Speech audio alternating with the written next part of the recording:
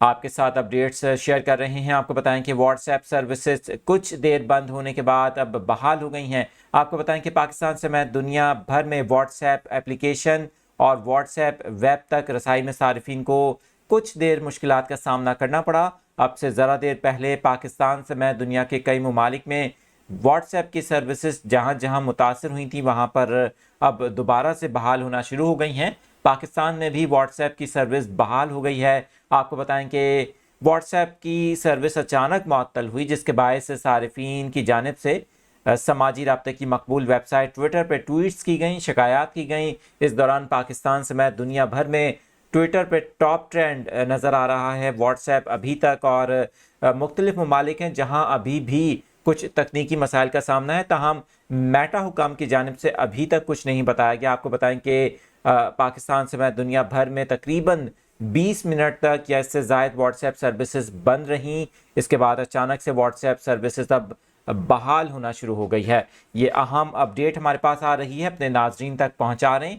آپ کو بتائیں کہ پاکستان سمیت دنیا بھر میں واٹس ایپ سروسز اب بحال ہونا شروع ہو گئی ہیں، اور آپ کو بتائیں کہ واٹس ایپ اپلیکیشن اور واٹس ایپ ویب تک بھی صارفین کو اب سے ذرا دیر پہلے مشکلات کا سامنا کرنا پڑ رہا تھا۔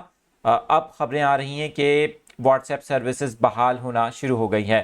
20 سے 25 منٹ تک واٹس ایپ سروس متاثر رہی۔ آپ کو بتائیں کہ واٹس ایپ سروسز پاکستان سمیت دنیا بھر میں متاثر ہوئی۔ صارفین کی جانب سے پیغامات وصول کرنے اور پیغامات سینڈ کرنے میں سخت مشکلات کا سامنا کرنا پڑا۔ اس دوران پاکستان سمیت دنیا بھر میں ٹویٹر پہ ٹاپ ٹرینڈ بنا رہا۔ اس وقت بھی ٹویٹر پہ واٹس ایپ ٹاپ ٹرینڈ کر رہا ہے۔